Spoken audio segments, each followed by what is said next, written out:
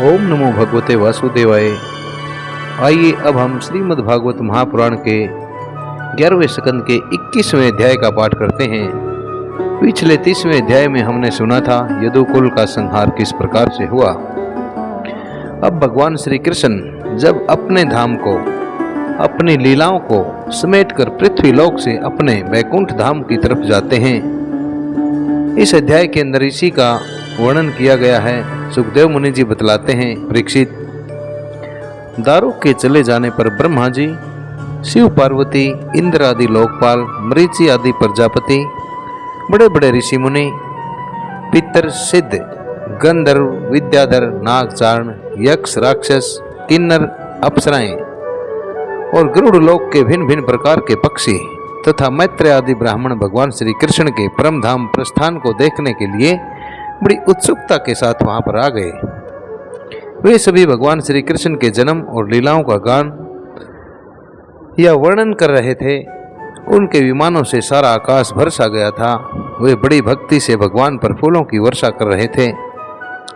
सर्वव्यापक सब कुछ जानने वाले भगवान श्री कृष्ण ने ब्रह्मा जी और अपनी विभूति स्वरूप देवताओं को देखकर अपने आत्मा को स्वरूप में स्थित किया और कमल के समान अपनी आंखें, अपने नेत्र बंद कर लिए। भगवान का श्री विग्रह अर्थात भगवान का ये रूप उपासकों के ध्यान और धारणा का मंगलमय आधार और समस्त लोगों के लिए परम रमणीय आश्रय है। इसलिए उन्होंने योगियों के समान अग्नि देवता संबंधी योग धारणा के द्वारा उसको जला नहीं बल्कि सशरीर अपने धाम में चले गए। उस समय स्वर्ग में नगाड़े बजने लगे और आकाश से फूलों की वर्षा होने लगी। परीक्षित, भगवान श्री कृष्ण के पीछे पीछे इस लोक से सत्य, धर्म, धैर्य, कृति और श्री देवी भी चली गई। भगवान श्री कृष्ण की गति मन और वाणी से भी परे है। तभी तो जब भगवान अपने धाम में प्रवेश करने लगे तब ब्रह्म आदि देवता भी उन्हें न देख सके। इस घटना से उन्हें बड़ा ही आश्चर्य हुआ। जैसे बिजली बादल को छोड़कर जब आकाश में प्रवेश करती है तब मनुष्य उसकी चाल नहीं देख पाते, ठीक वैसे ही बड़े बड़े देवता भी भगवान श्री कृष्ण की गति के संबंध में कुछ नहीं जान सके। ब्रह्मा जी और भगवान शंकर आदि देवता भगवान की यह परम योगमयी गति देखकर बड़े आश्चर्य के साथ उनकी प्रशंसा करते अपने अपने लोकों में चले गए। परीक्षित, इस प्रकार नट अनेकों प्रकार के स्वांग बनाता है, अनेकों प्रकार की छवियां बना लेता है, परंतु रहता है उन सब से निर्लेप। ठीक वैसे ही भगवान का मनुष्यों के समान जन्म लेना, लीलाएं करना और फिर उन्हें समेट लेना उनकी माया का ही विलास मात्र है, अभिन्न मात्र है। वे स्वयं ही इस जगत की सृष्टि करके इसमें प्रवेश करके विहार करते हैं और अंत में संहार लीला करके अपने अनंत महिमा में स्वरूप में स्थित हो जाते हैं।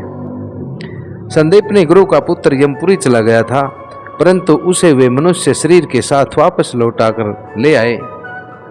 तुम्हारा ही शरीर ब्रह्म स्तर से जल चुका था, परंतु उन्होंने तुम्हें जीवित कर दिया। परीक्षित, वास्तव में उनकी शरणागत वत्सला ऐसी ही है, अर्थात उनमें उनकी शरण में आने के बाद कुछ असंभव भी संभव हो जाता है। और तो क्या कहूँ, उन्होंने कालों के महाकाल भगवान शंकर को भी युद्ध में जीत लिया और अत्यंत अपराधी अपने शरीर पर ही प्रहार करने वाले व्याध को भी शरीर के साथ सदेह स्वर्ग को भेज दिया। प्रिय परीक्षित, ऐसी स्थिति में क्या वे अपने शरीर को सदा के लिए यहाँ नहीं रख सकते थे? अवश्य ही रख सकते थे।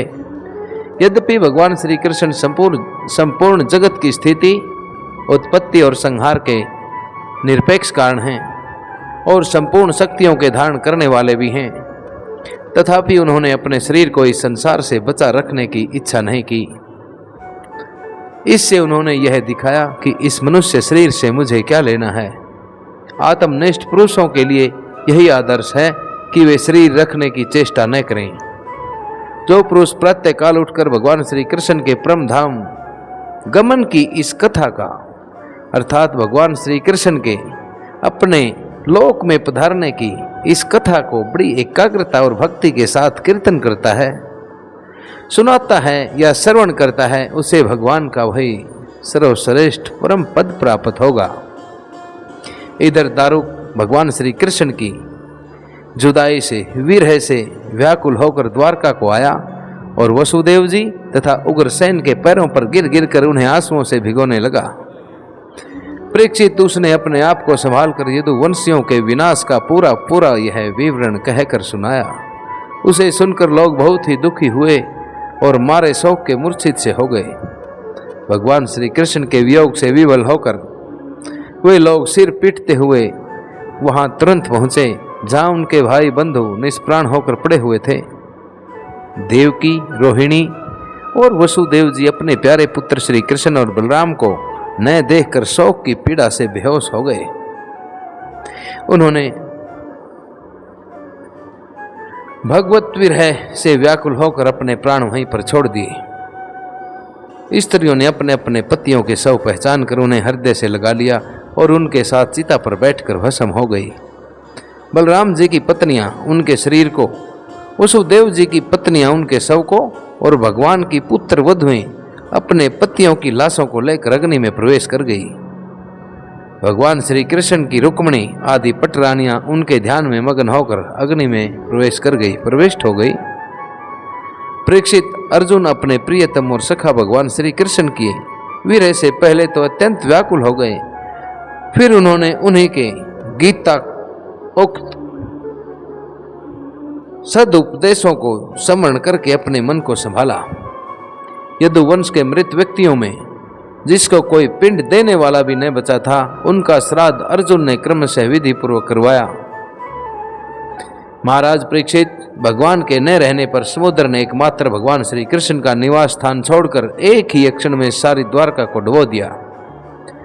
भगवान श्री कृष्ण वहां अब भी सदा सर्वदा निवास करते हैं। वह स्थान स्मरण मात्र से ही सारे पाप तापों का नाश करने वाला और सभी प्रकार के मंगलों को भी मंगल बनाने वाला है।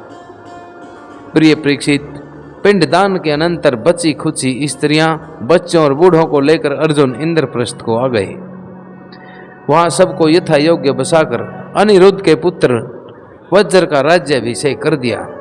राजन, तुम्हारे दादा युधिष्ठिर आदि पांडवों को अर्जुन से ही यह बात मालूम हुई कि यदुवंशियों का संहार हो गया है। तब उन्होंने अपने वंशधर तुम्हें अर्थात हे परीक्षित, तुम्हें राज्य पद पर अभिषेक करके हिमालय की वीर यात्रा की। मैंने तुम्हें देवताओं के भी आराध्य देव भगवान श्री कृष्ण की जन्म लीला और क्रम लीला सुना दी है। जो मनुष्य श्रद्धा के साथ इसका कीर्तन करता है वह समस्त पापों से तो मुक्त हो ही जाता है।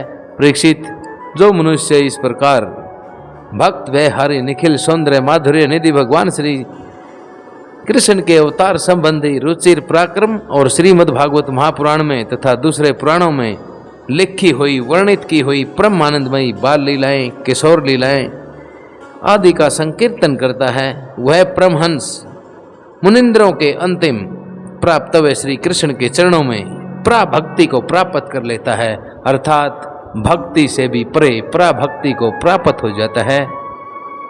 नरेंद्र कौशिक की सभी श्रोताओं से सहृदय हाथ जोड़कर बड़े परम विनीत भाव से बारंबार ये विनती रहती है कि कृपा ओम नमो नारायण चैनल, जिसका मुख्य उद्देश्य केवल और केवल भगवान की पुण्यमयी कहानियों को संस्कृत से हिंदी में रूपांतरित करके आप लोगों तक पहुंचाना है, सुनाना है। सभी से प्रार्थना रहती है कृपा ओम नमो नारायण चैनल को अवश्य सब्सक्राइब करें ताकि सनातन धर्म का प्रचार और प्रसार लगातार होता रहे। इन्हीं शब्दों के साथ आप सभी को